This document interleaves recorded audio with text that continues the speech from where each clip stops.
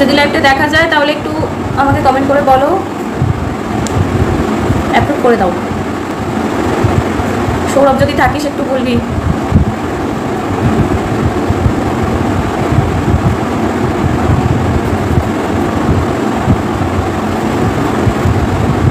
সৌরভ যদি থাকিস অ্যাপ্রুভ করে আমাকে একটু পার্সোনাল টেক্সট করিস, কারণ এখানে কমেন্ট তো দেখতে পাবো না।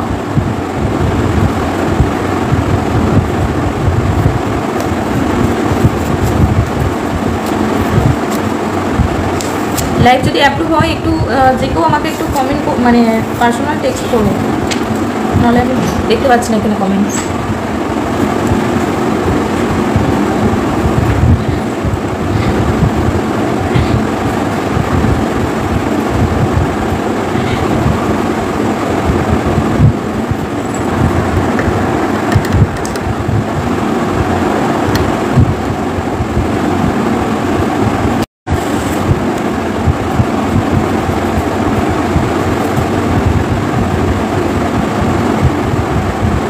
লাইভ যদি দেখতে পাও তাহলে একটু প্লিজ অ্যাপ্রুভ করে আমাকে একটু জানিও।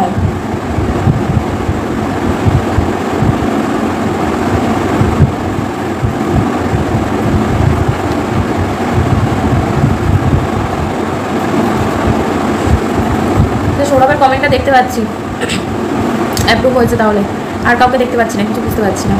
ঠিক আছে, কিছুজন একটু জয়েন হয়ে যাক, দেন তারপরে স্টার্ট করবো। কতজন আছে কি করছে আমি পুরো জিরো দেখাচ্ছে আমার কাছে।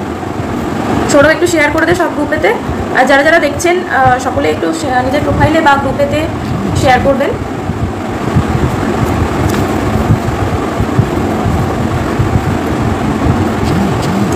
ইন্দ্রজিৎ দা বলছি একটু সকলে জয়েন করে যাক, তারপরে বলবো। আপাতত তোমাদের কমেন্টগুলো দেখতে পাচ্ছি, কিন্তু আর কিছু দেখতে পাচ্ছি না।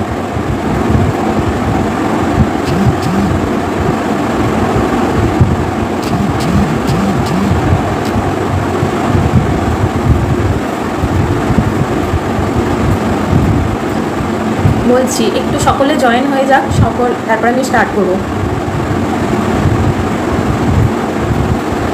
আমার কাছে এখানে ভিউয়ার্সটা জিরো দেখাচ্ছে, কত আছে একটু বলবি সৌরভ? মানে বুঝতে পারছি না যে। আচ্ছা, পাখা চলছে তার জন্য সাউন্ডের কোনো প্রবলেম হচ্ছে না তো? একটু কমেন্ট করে বলবেন যারা আছেন। পাখাটা অফ করতে হবে, এক মিনিট।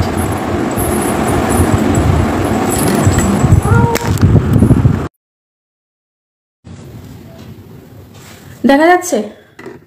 শেয়ার করা হয়েছে। আচ্ছা, এবার ভয়েসটা ঠিক আছে? এতক্ষণে দেখাও যাচ্ছে, ফোনটা উল্টে গিয়েছিল, তাই তারপরে যেন ক্লিয়ার হলো। অর্থ ঠিক আছে তো এবার? ঠিক আছে। আসলে বুঝতেই পারছিলাম ফ্যানটার জন্য একটু প্রবলেম হয়। একটু শেয়ার চলছে গ্রুপগুলোতে, তো একটু ওয়েট করুন, শেয়ার করা হয়ে যাক, দেন স্টার্ট করবো।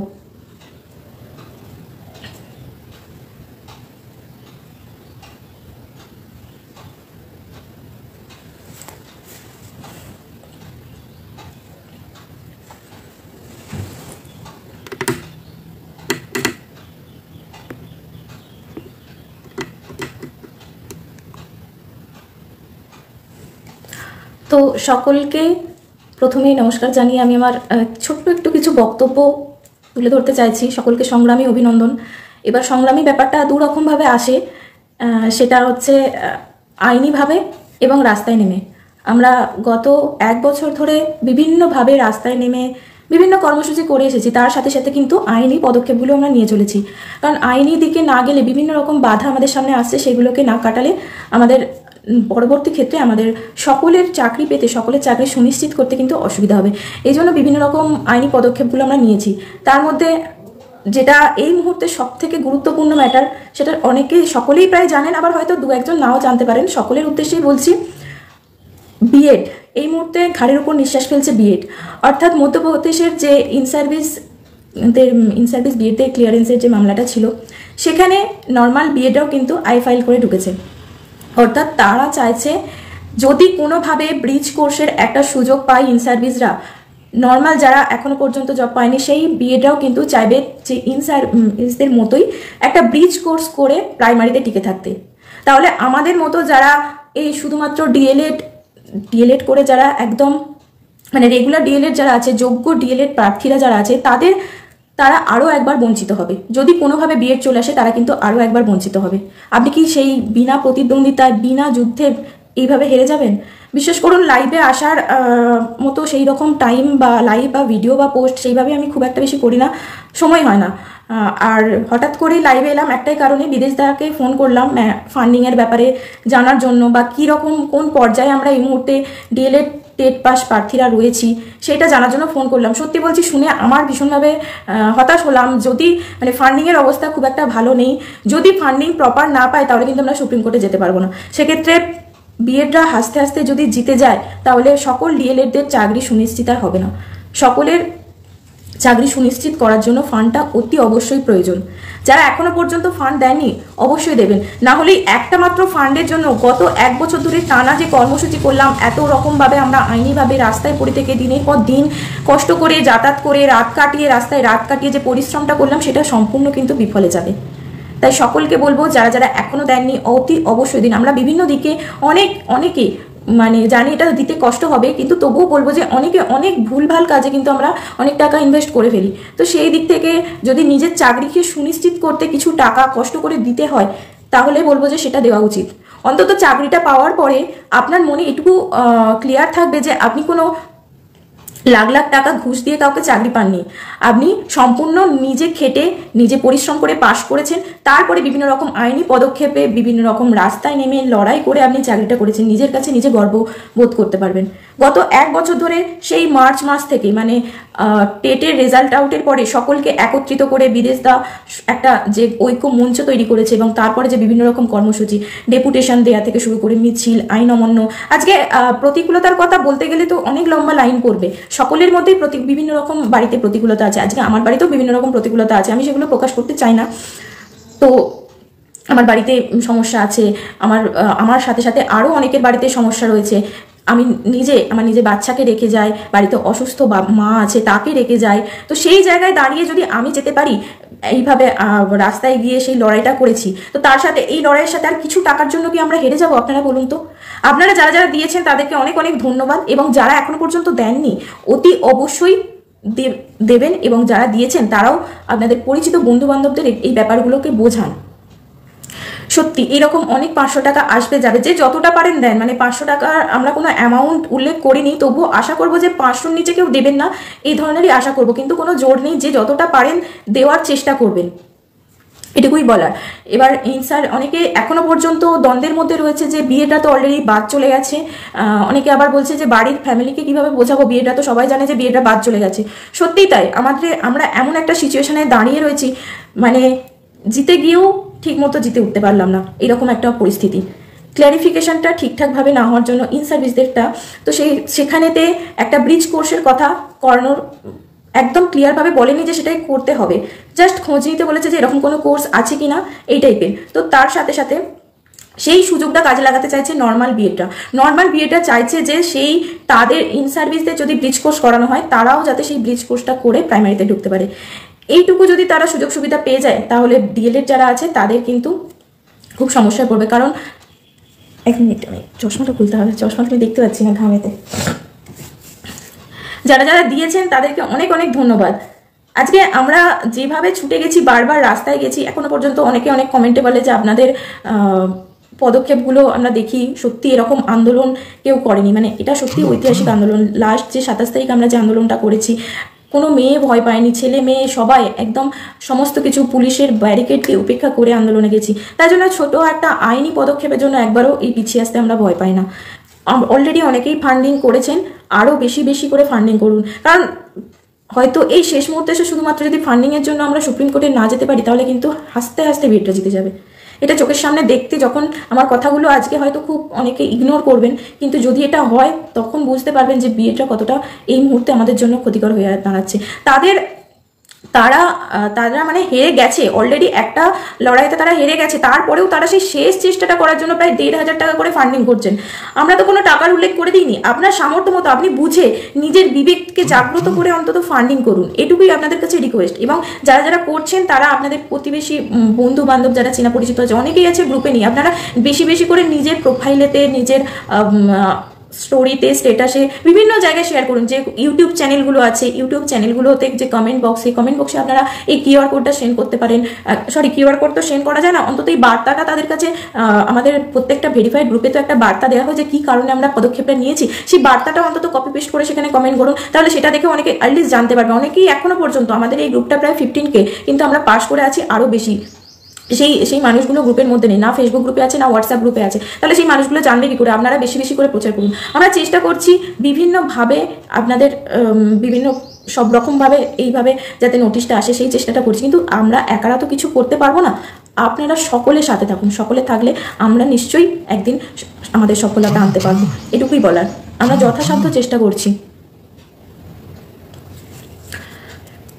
এই মুহূর্তে দাঁড়িয়ে এটুকুই বলার, বারবার করে বলছি, ফান্ডিংটা করুন। বেশি বেশি করে ফান্ডিং না করলে কিন্তু আমরা হেরে যাব। আজকে বিদেশদা থেকে শুরু করে বিদেশদা, মোহিত, সকলের নাম আমি উল্লেখ করতে পারবো না। দূর দূর থেকে সৌরভ যায়, ইন্দ্রজিৎ দা থেকে শুরু করে সকলে ছুটে যাচ্ছে কলকাতায়, আজ হাইকোর্টে, কাল ওখানে, কাল এখানে ডেপুটেশন দিতে কনস্ট্যান্ট কাজ করে গেছে। তাহলে তাদের মুখে মানে তাদের কি যায় আসে বলুন তো? এত কষ্ট করে আপনারা যদি সাথে না থাকেন, আপনাদের তো সাথে থাকতে হবে, আমরা তো পথটা দেখাতে পারি, কিন্তু আপনাদের আরও বেশি বেশি করে যদি ফান্ডিং না করেন তাহলে কিভাবে হবে? এই শেষ মুহূর্তে দাঁড়িয়ে যদি আপনারা পিছিয়ে আসেন বা কি হবে, কিছু হবে না, এত কিছু করলে কি হলো, এই সব প্রশ্ন না তুলে আরেকটু এগিয়ে আসুন, আরেকটু আইনি বাধাটাকে অতিক্রম করুন। দেখবেন আমরা জিতবই, কারণ আমরা অলরেডি জিতে আছি। আমাদের হারাবার কিছু নেই। যাদের সব কিছু হারিয়ে গেছে তারা এতটা কনফিডেন্স নিয়ে তারা এত টাকা ফান্ডিং করতে পারছে, আপনারা করতে পারবেন না? এটুকু বলুন তো নিজের চাকরির জন্য।